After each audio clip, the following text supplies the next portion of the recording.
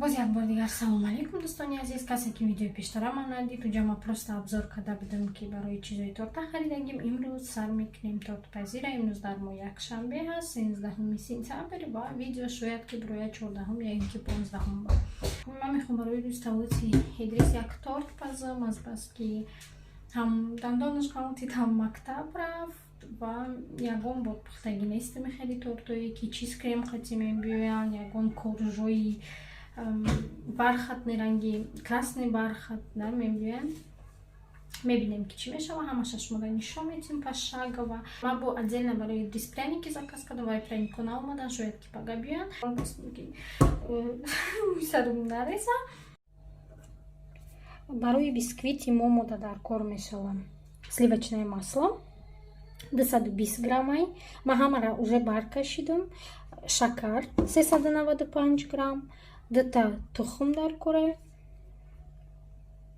شیر دیجا 250 میلی گرم 3,5% жирность باشه. اگه ما 3,5% نگفتم 3,8 میریفت. من همیشه نمیدونم надеюсь که ناز میشه لیکن با ریسپت 3,5% در کوره. разрыхлитель در کوره ما دیجا 10 گرم و какао 10 грамм. какао را باید که چی میگم небезено, а их лечи нужно просеять, ки воздух пойдет.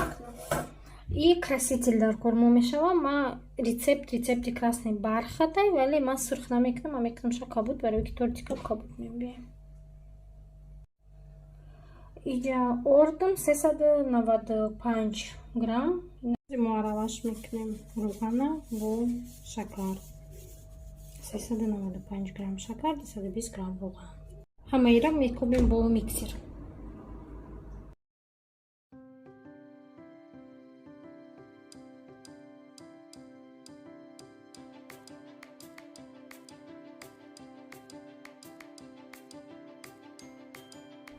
дар инҷа ман ҳозир ҳамаи ингредиентҳое ки хушканд и мешава какао, орд ва разрыхлитель бояд аралаш кунем. какаоам ҳамихел беҳтарушки безе. разрыхлителям шарт нест, вале намеем.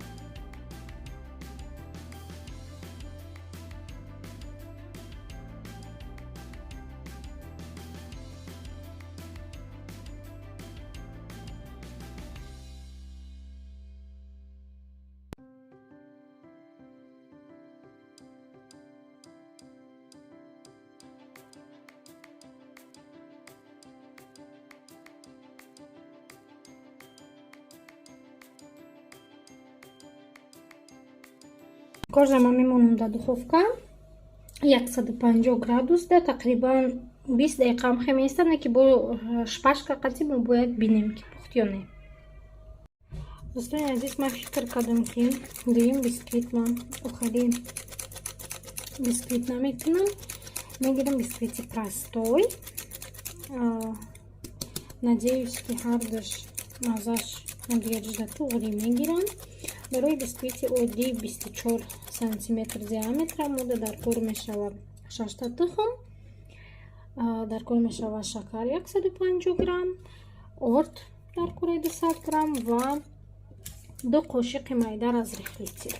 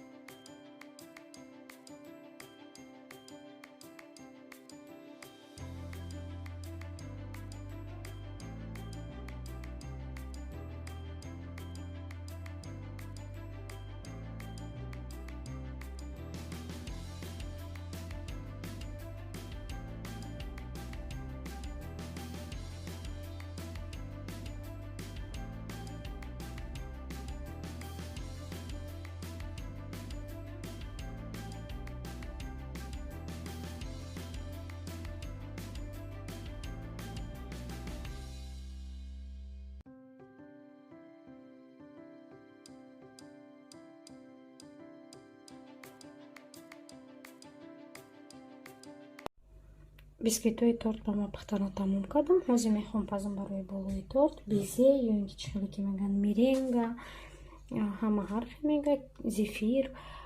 барои мода дар кор мешавад 100 грамм даҳиҷа дорум белок, ин сафедии тухм. мада брома тақрибан 4 та тухм. шумо нигоҳ кунед ки шумо да чанд қадар кора. агар ки чанд қае ки шумо сафедӣ дошта бошед 2 карат баробар зиёд шумода дар кор мешавад сахарни пудра. азбаски сафедим 100 грамм ҳаст, сахарнира пудра ма гирифтам 2 баробар зиёд, ин 200 грамм. камтарак мода дар кор мешавад лимонная кислота, шпажки. барои ки ҳамо безера, ҳамо меренгара мо дар шпажки мечаспонем. дар кор мешавад ранг, ма гирифтам ранги кабуд, даиҷа мешочек ва ма мебинам ки ҳозир кадом гул хубтар мебиёяд, кадом гул нақстар мебиёяд. гирифтам 3 та насадка. насадкои ма номер надорам, барои мегуфтан наметонам. инам хе 3 та насадка. ман месанҷам ки гули кадомаш хубтар мебиёяд ва хушрӯтар мебиёяд.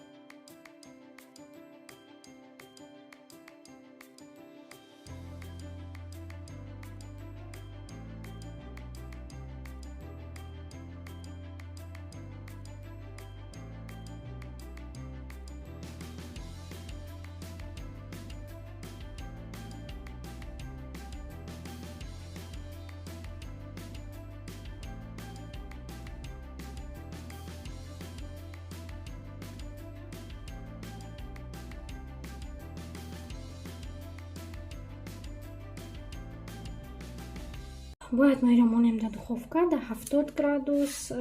Чизе кема хондом навистеги битки минимальный, максимальный 90 градус. Берем ремонем до 70 градус тақрибан 2 соат. Мадаиджа ондохтам сливки ҳозир мегзарем ба крем барои мобайли слоёш. Андохтам сливки, як тиша як пачка 250 мг дора ва пачкара нимша и мешава 125 мг, общий 375, мы хлеба успевать к нам немножечко. Сливки будут хнукнувшие.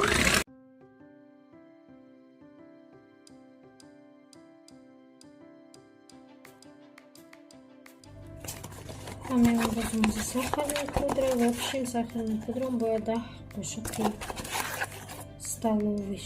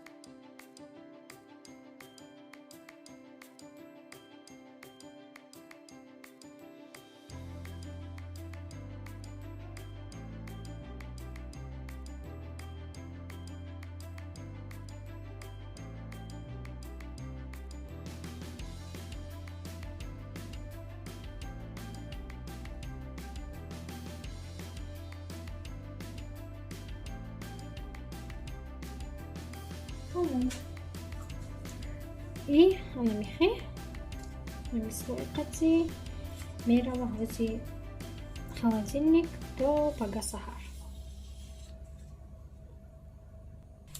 Да инжа зефируем тайм шуда. Камтарак таштарак шортан чимчфомадан.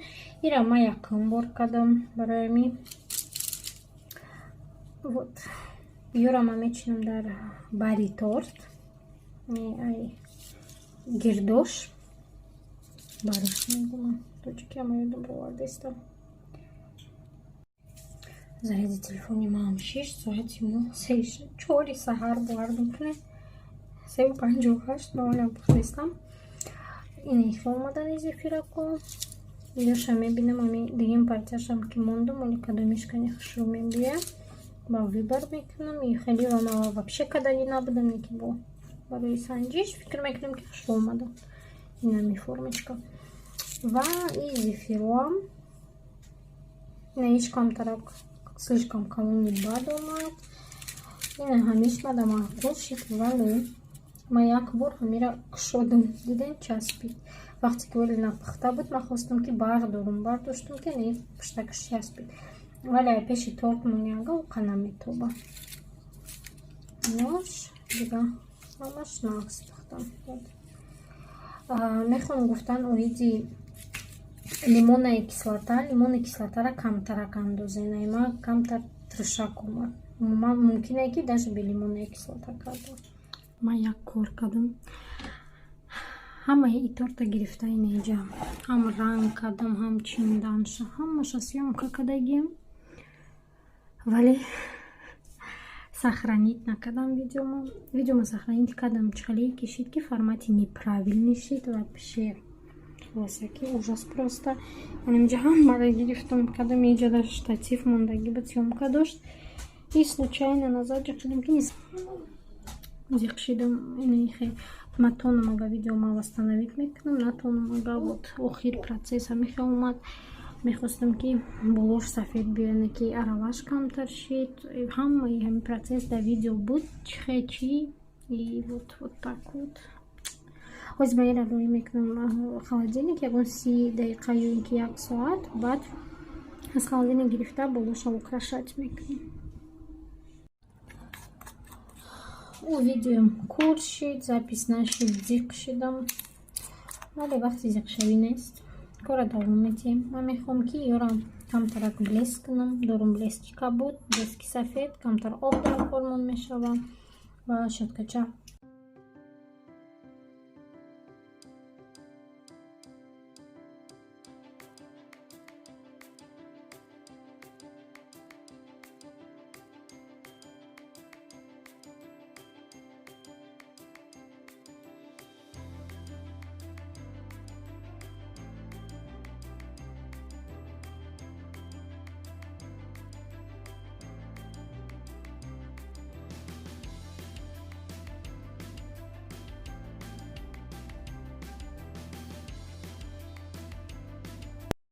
Ман мехоҳам ки шумо данишонтиё. Ну погодинки заказ кардам. Пряник. Гетинчика печёндам. Холодильник вырабли. Красота. Очень красиво. Пряникошни ном. Идрис. Рақамаш 6. 6 ранги либосои волк. Як стил. Ва номаш ранги зайчика. Ҳозир торта украшат мекунем. Всё, рафтем украшать книда. Ман интихоб кардам пеш мешавад на ин тараф. Надеюсь ки шумо да метобам.